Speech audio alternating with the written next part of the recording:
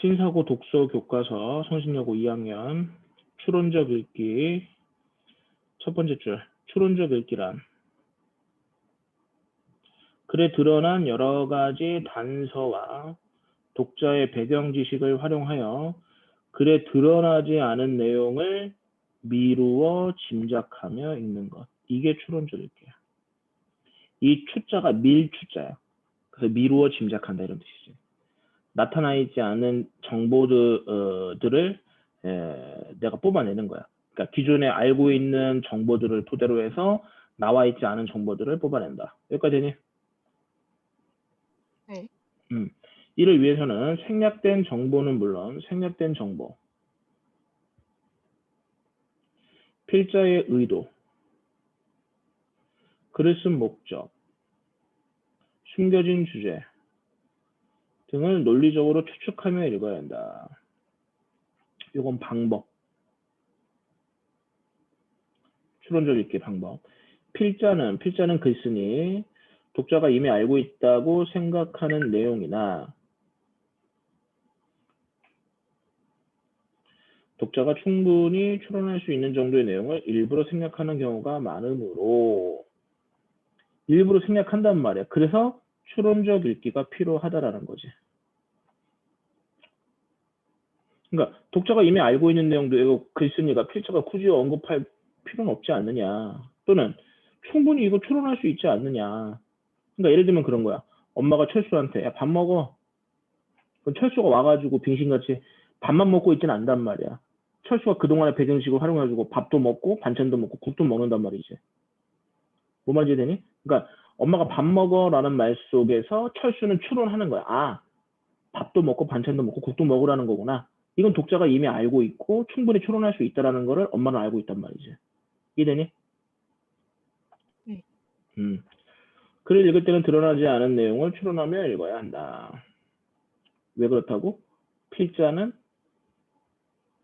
독자가 알고 있는 내용을 굳이 얘기하지 않아. 그리고 충분히 추론할 수 있는 거는 굳이 언급하지 않아. 생략한단 말이야. 그래서 읽을 때는 드러나지 않은 내용. 그러니까 고지식하게 드러난 내용만 보고 판단해서는 안 된다는 거지. 변해. 추론적 읽기의 방법. 첫째, 배경 지식과 경험. 글에 나타난 담화 표지. 담화 표지는 그리고, 그래서, 이런 표현들 말하는 거야. 접속 부사나 관형사 이런 것들이 담화 표지야. 글에 사용된 어휘, 문맥 등을 활용하여 생략된 내용을 추론한다. 이거 누가 하는 거야? 독자가.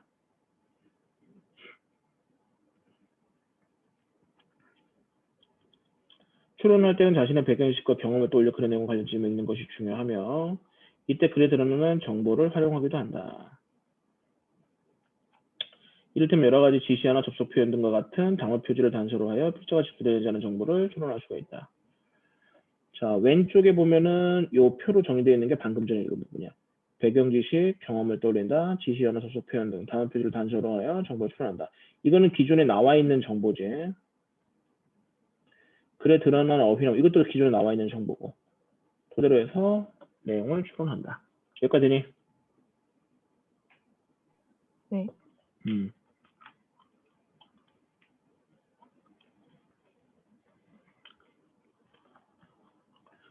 그 다음에 그럼에도 불구하고 철수는 강하게 고개를 저을 뿐이었다. 여름과 달리 겨울의 불구사는 매우 한적한 편이었다. 여기 보면 이제 요게 이제 담화 표지라는 거야. 요걸 토대로 해서 내용을 유추해 볼 수가 있다라는 건데 문장 기억에서는 그럼에도 불구하고 같은 접속 표현을 통해 인물의 자 요게 접속 표현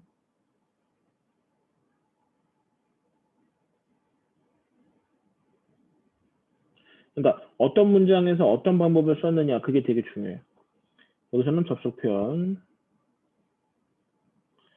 통해 인물의 의지 그러니까 이 접속 표현 그럼에도 불구하고라는 말 속에는 인물의 의지가 드러난다는 거야. 그럼에도 불구하고 이육사는 일제의 탄압에도 불구하고, 그럼에도 불구하고, 탄압이 심했다. 그럼에도 불구하고 이육사는 독립운동의 의지를 접지 않았다. 이런 거. 그래서 네. 완강한 태도를 엿볼 수가 있다. 그러니까 그럼에도 불구하고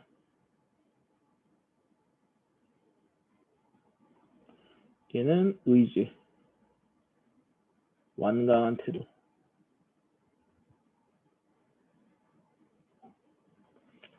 문장 내에서는 무엇과 달리 부사 없고, 요거 이름이 부사 없고야. 여름에는 불국사의 사람이 더 많다는 것을 추측할 수가 있다. 또한 글에 드러나는 어휘나 문맥을 통해서 지금 요거는 계속해서 그거야. 그 추론하여 읽기 방법 첫 번째에 대한 1에 대한 부연 설명이다. 어머님, 오늘 아침에 고의적산 차입해 주신 것을 바꾸셔야. 차입. 이건 감옥에 있는 사람한테 넣어주는 물건. 그 물건을 넣을 때 차입했다고 해. 제가 이곳에 와 있는 것을 집에서도 아신 줄 알았습니다. 제가 이곳이 어디야? 감옥. 잠시도 당신 곁에, 이거는 제규칭이야. 당신은 제규칭. 이거는 어머니를 뜻하는 말이겠지. 떠나지 않던 막내둥이의 생사를 한동안 어떻게 아실 길 없으셨으니, 누가 어머니께서. 막내둥이는 요 글쓴이 자신을 말하는 거고. 오죽이나 애를 태우셨겠습니까? 걱정. 뭘 걱정하는 거야? 어머니께서 나를 걱정하셨을 것을 글쓴이가 다시 또 걱정하고 있는 거지. 자, 윗글에서 차입, 한 달 동안이나 아득히 아실 게 없으셨으니 를 통해 필자가 오랫동안 교도소에 갇혀 있어서 어머니 연락할 수 없던 상황임을 짐작할 수, 이게 유추라는 거야. 짐작하는 유추. 이건 나와 있는 정보들을 통해서 확인할 수 있는 거지. 글에 드러난 어휘나 문맥을 통해서 요거를 유추해낼 수 있다. 나아가 필자에 대한 배경 지식을 활용하면 글에 드러나지 않은 더 많은 내용을 추론할 수가 있다. 자, 필자, 글쓴이에 대해 배경 지식을 활용해라. 드러나지 않은 더 많은 내용을 추론할 수가 있다. 이를테면 필자인 시문이 일제강점기에 독립운동에 그래서 갇혀 있음을 알면, 이게 배경 지식이야. 인물이 처한 상황이나, 인물이 처한 상황 뭐겠어? 감옥. 인물의 심정, 슬픔, 괴로움, 그리움. 정확하게 추론할 수가 있다. 자, 여기까지가 방법 끝난 거야. 첫 번째 방법. 여기까지 되니? 네. 다시 앞에 페이지 가서. 나에게 질문 마지막 거.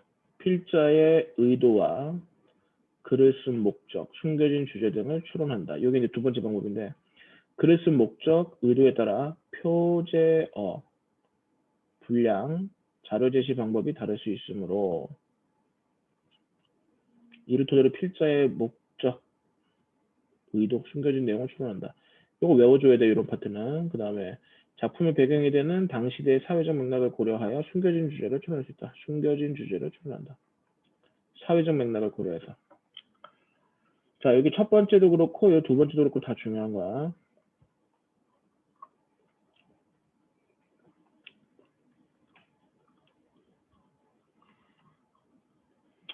자, 두 번째 보자. 사회 문화적 맥락, 표현 방법 등을 토대로 해서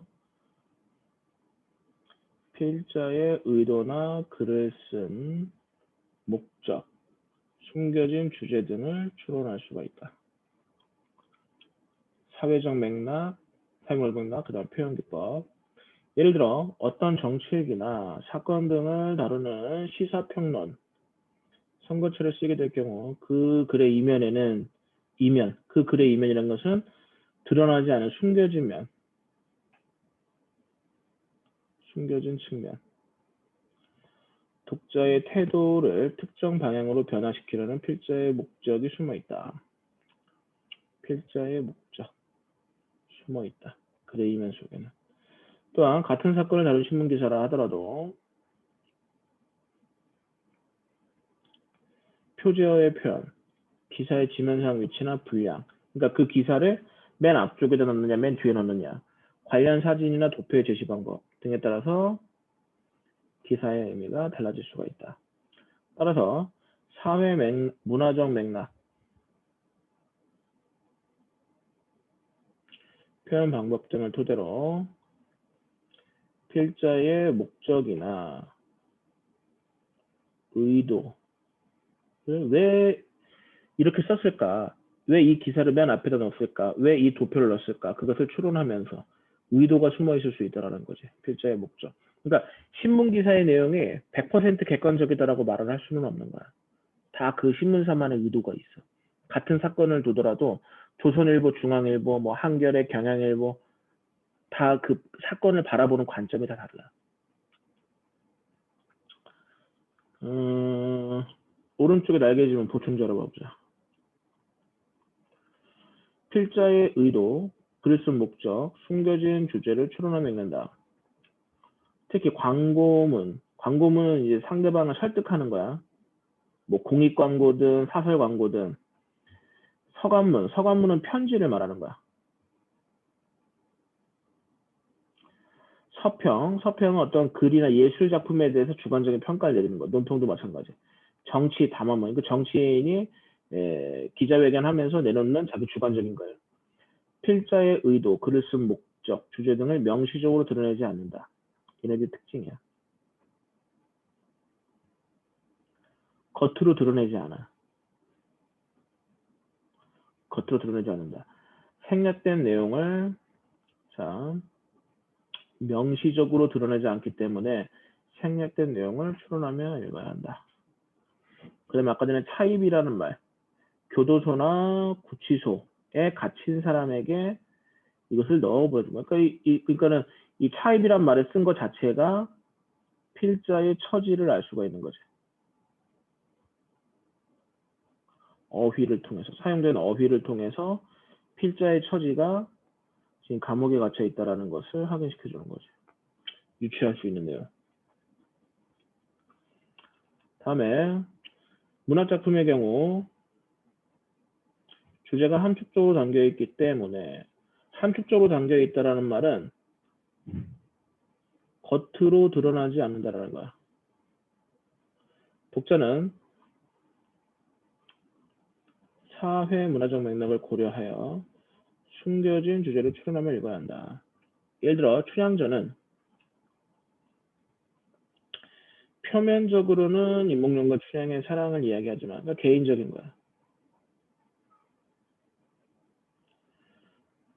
근데 사회 문화적 맥락을 고려하면 조선 후기야. 조선 후기 민중의 신분 상승 욕구, 탄간우리 부패를 고발하려고 하는 민중의 저항 의지 등이 주제가 숨겨져 있음을 드러냈다. 요게 이제 그 이면에 숨겨져 있는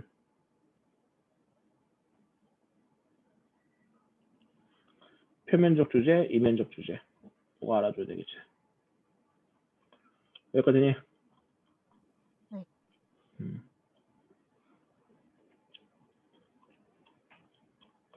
풀빌 있네?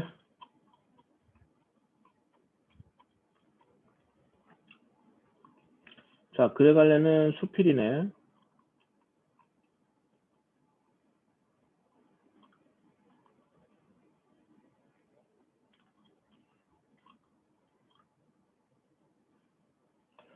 자, 수필의 특징.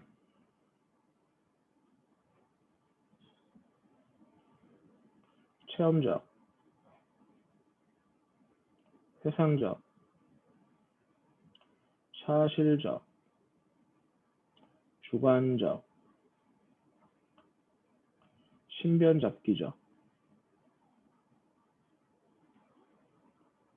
이 신변잡기적이라는 말은 소재가 다양하다는 뜻이야.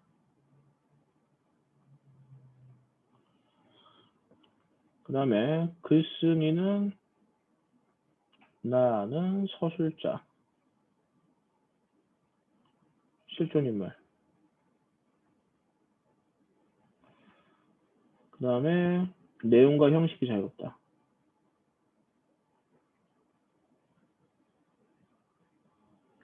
그래서 최종적으로 수필의 가장 큰 특징이 개성적인 거야.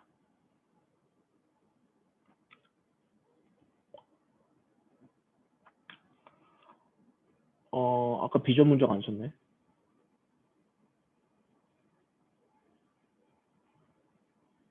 아마추어들도 쓸 수 있는 거야. 여기까지 되니? 네. 아이고, 힘들어.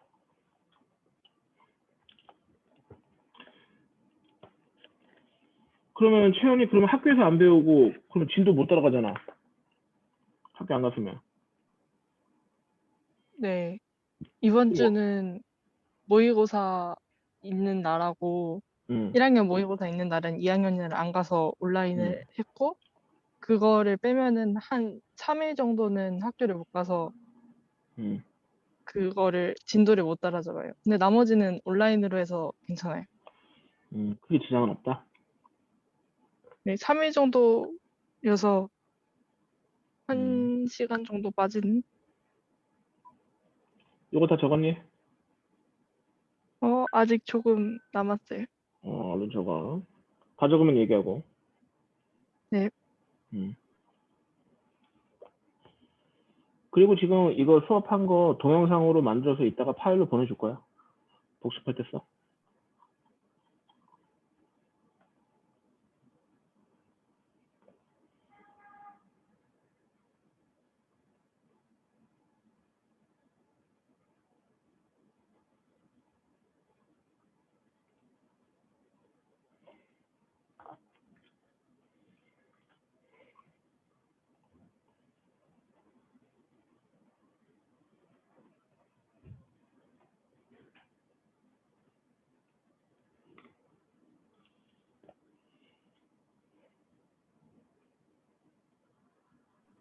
다 적었어요. 다 적었어? 네.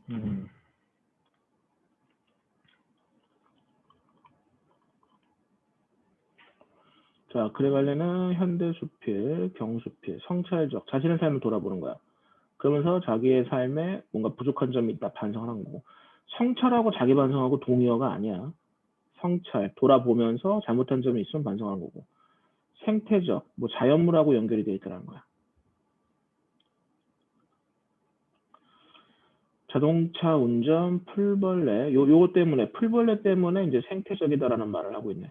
자동차 사용과 생태 문제에 대해서 성찰한다. 자동차 사용이 부정적일 거야. 생태 문제가 긍정인 거고, 생태. 그러니까는 자동차보다는 생태가 더 중요하다. 요 얘기를 하려고 하는 거지. 풀비린내에 대한, 풀비린내가 긍정이야. 풀비린내는 죽은 풀벌레의 냄새를 말한다. 풀의 냄새가 아니라 풀벌레의 냄새 착각하면 안 되고, 필자는 자신의 자동차에 엉겨 붙어 있는 풀벌레들을 보고 생명을 죽인 것에 대한 죄책감을 느낀다. 그러니까 풀비린내는 쉽게 말하면 자신이 죽인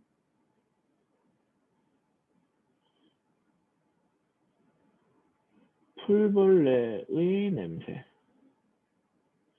그러니까 이 풀비린내를 보면서 성찰의 계기가 되는 거지.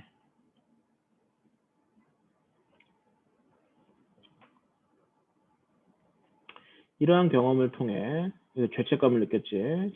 그래서 자기반성적이다라는 거야. 자신이 안락함과 편리함을 누리는 동안, 이게 부정이야. 다른 생명은 죽어갈 수도 있음을 깨닫고, 이게 성찰의 결과겠지. 자동차에 대한 자신의 생각을 정리한다. 자동차는 부정이겠네.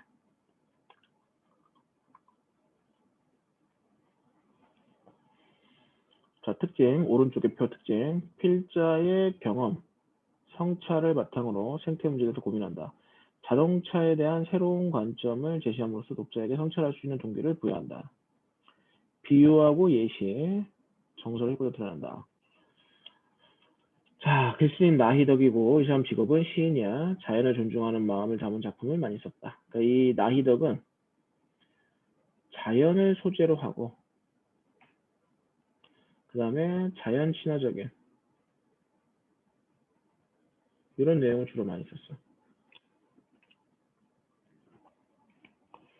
광주 비엔날레에서 태국의 수라시 쿠솔웡이라는 작가의 감성적 기계라는 작품을 본 적이 있다. 이거 경험. 이 작품은 1965년 자동차에서 엔진과 핸들, 타이어, 세시 등을 완전히 제거하고 그 차체를 뒤집어 그네 침대로 설치한 것이다. 그네 침대. 이게 감성적인 거야.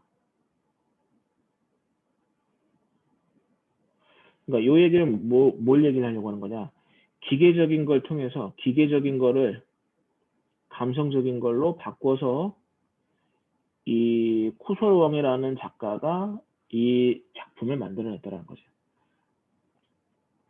그네 옆에는 타일을 비롯한 부속을 재활용해 만든 의자들이 놓여 있었다. 이때 의자들도 감성적인 거. 차체로 만들어진 그네 침대 속에서 감성적. 아이들 텔레비전을 보고 있는 동안 나는 타이어를 쌓아 만든 의자에 걸터 앉아. 이 의자도 마찬가지. 감성적. 그 감성적 기계를 받았다. 그러니까 이 감성적 기계라는 말의 의미는 원래는 기계였는데 그 기계 장치를 분해해서 감성적인 걸로 재탄생했다. 뭐 이런 뜻이겠죠.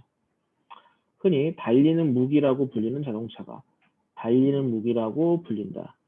요거는 기계의 부정적인 측면을 얘기를 하는 거야.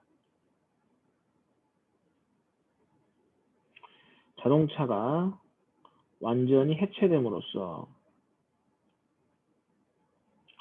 새로운 용도, 휴식을 취할 수 있는 공간, 감성적이겠지. 그러니까 기계의 부정적인 요소를 감성적인 걸로 바꿔서 표현을 했더라는 거지. 거듭난 모습은 예술 고유의 전복성을 보여줬구나. 전복성은 뒤집는 거야. 뒤집는 거야. 부정적인 거에서 긍정적인 걸 뒤집은 거지. 자동차에 대한 생각을 곱씹어 보게 했다. 이 부분 감성적 기계의 의미, 그러니까 여기서는 자동차의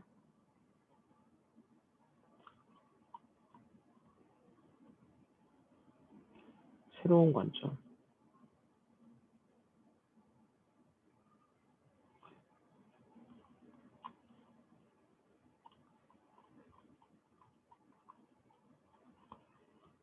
여기까지니? 네.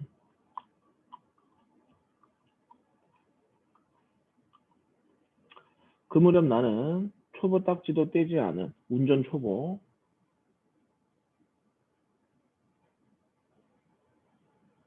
운전이 미숙해. 아, 왼쪽에 보면 그 자동차 껍데기로 만든 그네가 여기 있네. 상태여서 자동차가 주는 편리와 불안을 아주 예민하게 느끼고 있었다.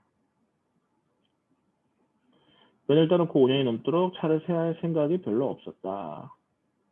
요거 면허증을 따놓고 운전을 안 해. 이거 장롱면허라고 하지. 운전을 하지 않고 면허만 따놓은 상태. 근데 아이들 데리고 객지로 낯선 지역으로 이사한 후 하나부터 열까지 내 손으로 해결해야 했고 그래서 운전을 하게 되는 거죠.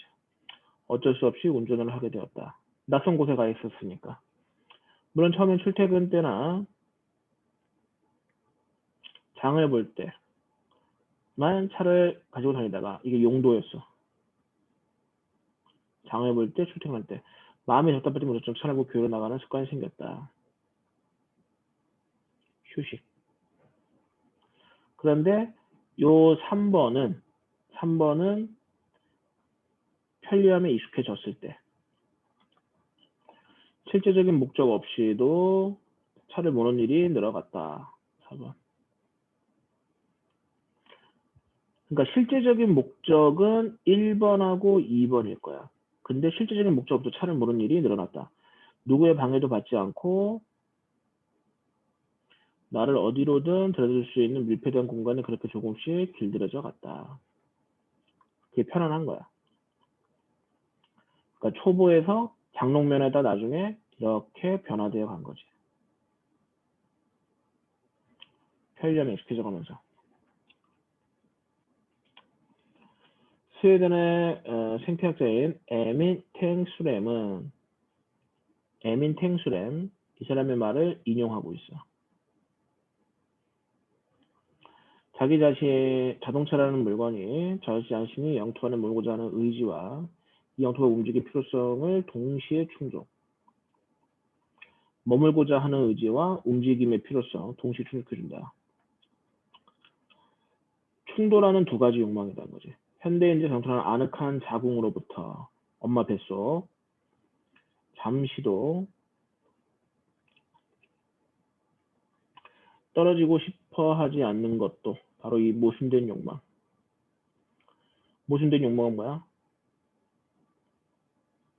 머물고 싶다. 그 다음에 움직이고 싶다.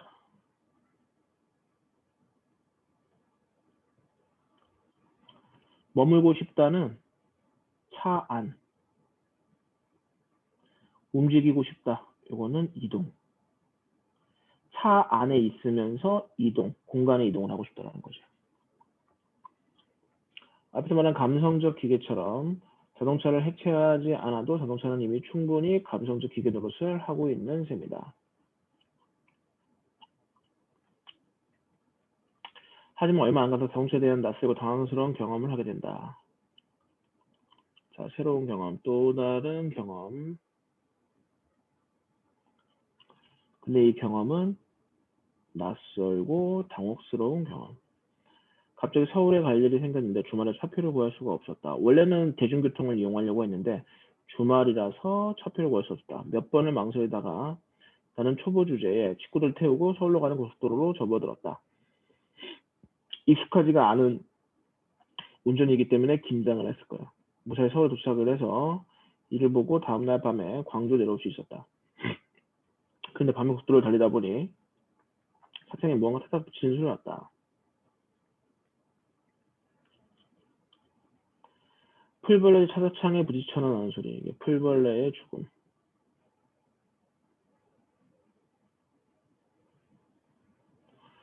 그래서 속 때문에 모래알갱이 같은 게 튀는 소리려니 이때는 알 수가 없었어.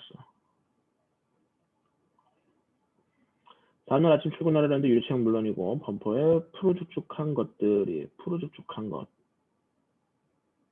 엉켜 있었다. 이게 풀벌레들의 잔해. 그것은 흙먼지가 아니라 수많은 풀벌레들이 달리는 차체에 붙여 죽은 잔해였다. 마치 거대한 이게 비유적인 표현. 두둑해 쌓여있는 먼지 뭉치처럼 말이다. 먼지 뭉치, 비유적인 표현이고 원관념은 풀벌레들의 잔해.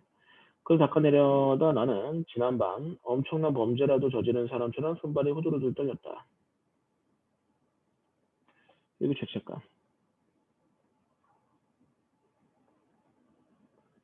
네, 풀벌레를 본인이 죽였다라고 생각을 하는 거죠.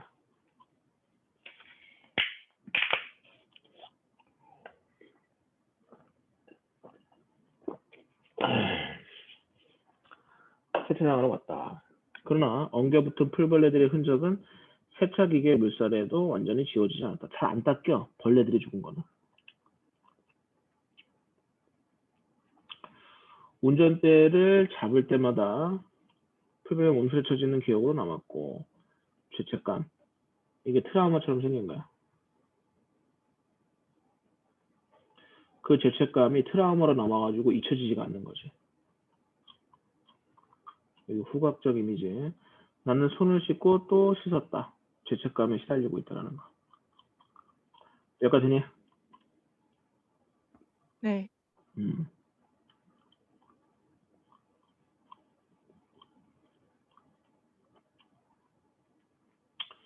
시속 100km 정도의 속력에 그렇게 많은 풀벌레가 지는 믿기 어려웠지만 이런 살상의 경험을 모든 운전자들이 초경처럼 겪었으라는 사실이야말로 나에게는 예상치 못한 충격이었다. 운전을 처음 하는 사람들은 이 풀벌레의 죽음에 대해 누구나가 다 한 번쯤은 경험을 한다는 거지. 그것에 대해서 나는 충격을 받게 되었다라는 거지. 그러니까 운전을 한다는 사람들은 다 누구나가 다 풀벌레로 죽은 경험이 무조건 있다라는 거지. 이런 살상을 하고 있다는 것에 대한 충격. 인간에게 안락한 공간이 다른 생명을 안락한 공간. 이게 자동차야.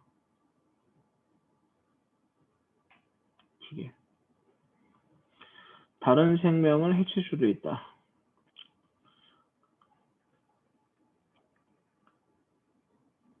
이기적 인간. 자각은 깨달음이야. 그제서야 찾아왔다. 여기까지. 옛날 티베트의 승려들은 입을 열어 말을 할 때마다 공기 중에 미생물을 죽게 될까봐 얼굴에 7겹의 천을 두르고 다녔다고 한다. 이게 생태적인 거야.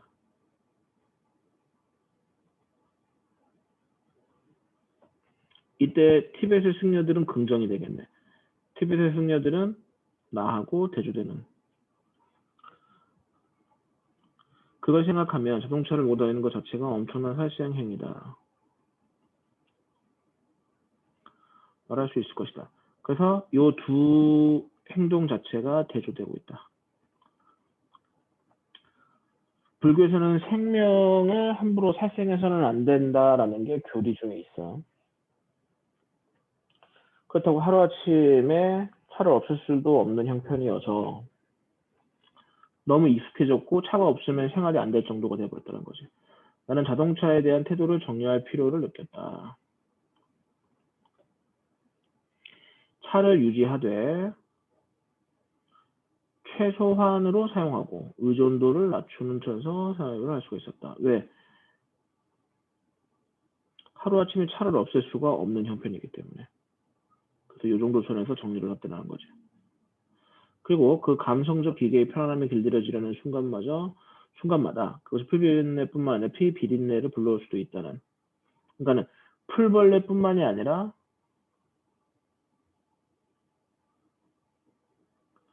다른 생명도 해칠 수가 있다는 거지. 자각을 잊지 않으려고 한다. 그러니까 자동차는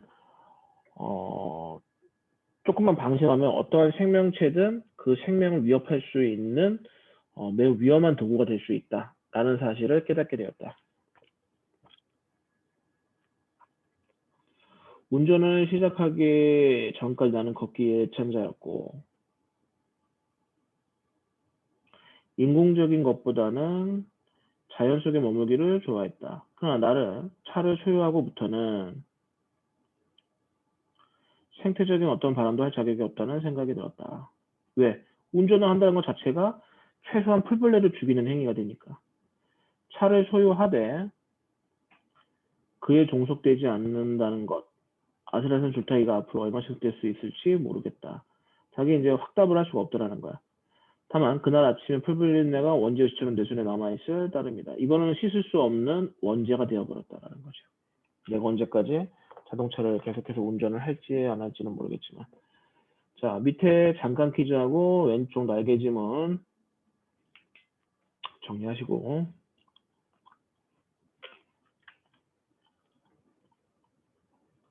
여기까지 질문.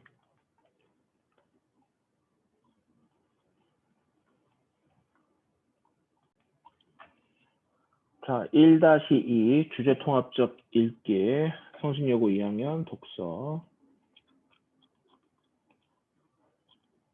주제통합적 읽기의 개념. 주제통합적 읽기란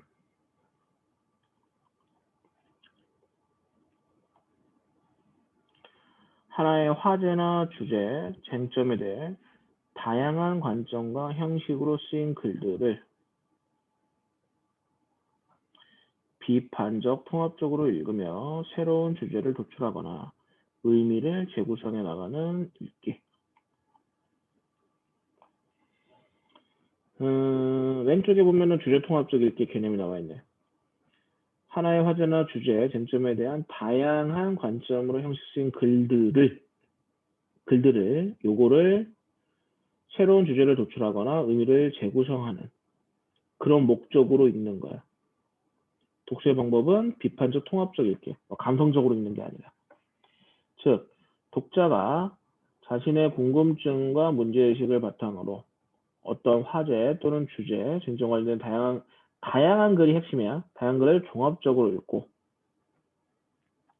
관련 내용들을 비판적으로 통합하여 확장된 의미를 만들어 간다. 심화된 읽기. 여기까지.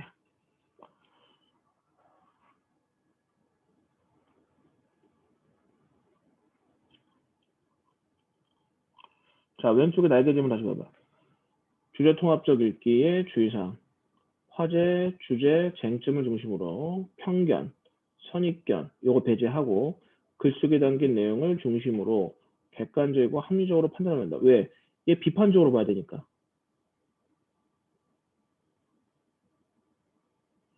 비판적으로 봐야 되는데 내 주관이 들어가면 안 되겠지. 선입견이 들어가고. 다양한 글을 비판적으로 자신의 생각을 새롭게 재구성하며 읽는다. 자, 그렇다면은 왜 주제 통합적 읽기를 해야 하는 것일까? 그 필요성. 첫 번째, 해당 주제에 대해 인문예술, 사회문화, 과학기술 등 다양한 분야에 걸친 글들을 읽음으로써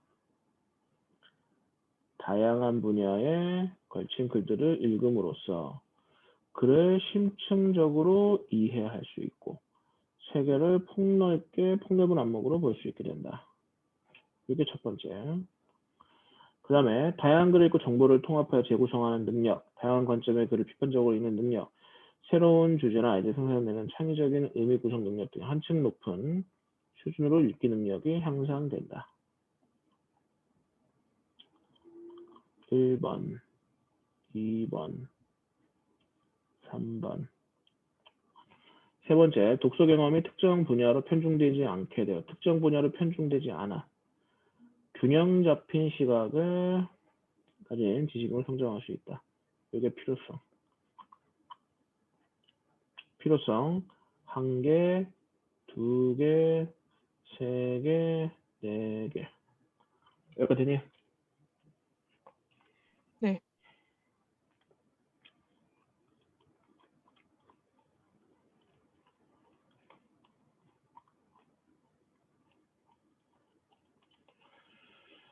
자, 주제 통합적 읽기의 절차와 방법. 자, 요 내용은 이제 밑에 나와 있기 때문에 이건 생략하고 관심 있는 주제, 화제, 쟁점을 확인한다. 관심 있는 화제, 주제, 쟁점을 스스로 확인하고 이와 관련된 질문을 만든다. 여기서 이제 질문이 나오는 거예요. 다양한 글과 자료의 선정, 분야, 자료의 유형, 서적, 글, 인터넷 자료, 갈래 등을 고려하여 글과 자료를 선정한다. 선정한 글과 자료의 관점을 정리한다. 관점이 다 다를 수가 있어. 선정글과 자료를 꼼꼼하게 읽으면서 화제나 주제의 쟁점에 대한 필자의 관점, 관련된 주요 용어와 개념 등을 정리한다. 하나의 사안에 대해서 필자에 따라서 그 관점이 다를 수가 있기 때문에 관점의 비교, 대조와 평가. 각각의 필자들의 관점을 비교, 대조, 공통점이 뭔지, 차이점이 뭔지, 관점이 타당한지를 평가한다. 네 번째, 자신의 관점을 재구성한다. 이게 마지막 최종 단계.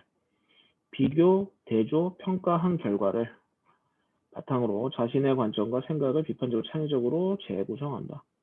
그걸 고지것대로 받아들이는 게 아니라 자신만의 것으로 재구성해서 재해석하고 받아들일 건 받아들이고 거부할 건 거부하고 해서 의미를 재구성한다.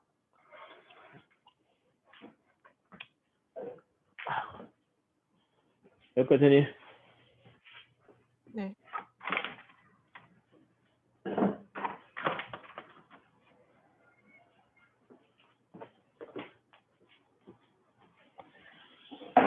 자, 다음에 그 오른쪽에 보면 상호 텍스트성이라는 게 있어. 상호 텍스트성이란 글감이 글의 재료야. 주제가 유사한 글 사이의 유기적 관련성을 말한다. 그러니까 예를 들면은 그런 거야. 독립운동과 관련된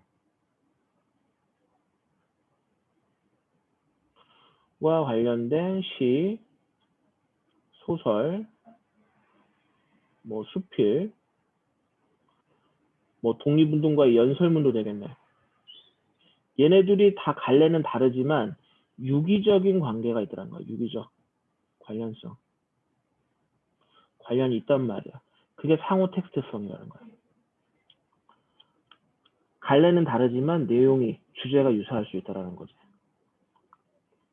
화제나 주제 등의 서로 밀접한 관계에 있는 글을 읽는 것, 비슷한 주제를 담고 있는 글을 읽는 것 등 모두 상호 텍스트적 읽기에 해당이 된다. 여기까지니? 네. 그러니까 뭐야? 아까 전에 그 풀비린내 나는 거, 그 작품을 읽기 위해서 아까 그건 수필이었잖아. 근데 자동차 전문 서적을 읽을 수도 있다라는 거지. 또는 아예 이제 풀벌레의 생태를 다루고 있는 생태적인 글, 이런 것도 읽을 수가 있다라는 거지. 또는 나희덕의 또 다른 자연 친화적인 글들, 이게 다 긴밀하게 연결되어 있을 수 있다라는 거지. 되겠니? 네. 그 다음에 뭐 자동차 관련 사고가 연간 뭐 얼마나 되는지, 사망 사고, 다치는 사고, 자동차와 관련돼서 이런 것들도 다 상호 텍스트적 읽기에 해당이 된다.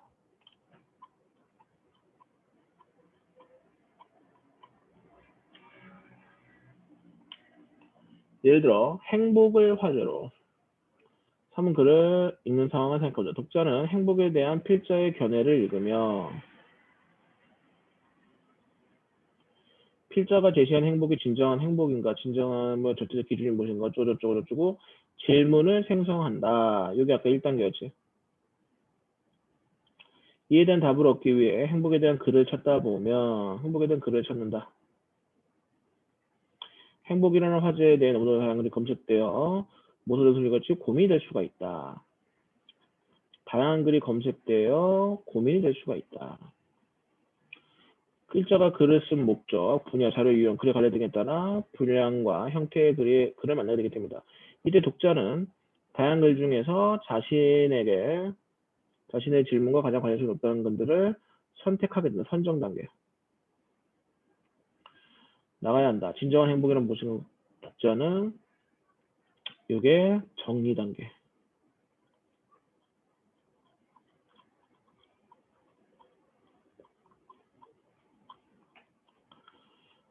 행복의 기준을 어떻게 설정하고 있는지를 중심으로 그 선택이 나올 것이다. 이게 4번이었고 이러 글의 관점을 비교 대조하여 읽음을 타당한지를 평가한다. 이게 평가 단계 5번. 요거 번호는 아까 위에 나왔던 그 표로 정리되어 있는 거랑은 조금 순서가 다를 수 있어. 하지만 이런 과정을 거쳐서 상호 텍스트적 읽기를 할 수 있다는 거죠. 마지막으로 독자는 글을 읽으며 확인하고 평가하며 내용을 종합하여 진정한 행복의 기준에서 자신의 관점을 정립하고 주제의 생각을 맞추시게 된다. 이게 마지막 6단계. 이를 통해 독자는 행복에 대한 다각적이고도 심도 깊다는 깊이가 있는 나가서 나름의 행복론을 정립하는 경험을 맛볼 수 있게 된다. 이게 주제 통합적 읽기의 주제 통합적 읽기를 했을 때 좋은 점이 뭐냐라는 거지. 4차 산업혁명의 시대를 맞이한 우리는 범람하는 4차 산업혁명 시대 범람은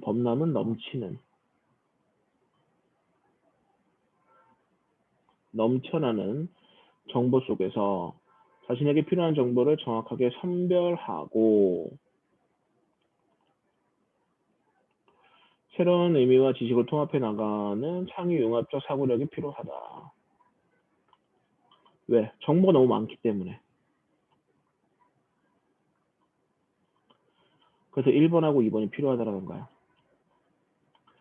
이러한 시대 흐름 속에서 주체적이고 창의적인 독자가 갖춰야 핵심 능력으로 요구되는 것이 바로 주제 통합적 읽기 능력이다. 창의융합적 사고가 요구되는 시대에 살고 있는 독자는 다양한 글을 찾아 비판적으로 재구성해서 제 생각을 정비나갈 수 있는 주제 통합적 능력, 읽기 능력을 길러야 한다. 정보가 너무 많으니까 그 중에서 나에게 필요한 정보는 무엇인지, 올바른 정보는 무엇인지 선별적으로 판단해야 할 필요가 있다는 거지. 너무 많으니까 정보가. 여기까지니? 네.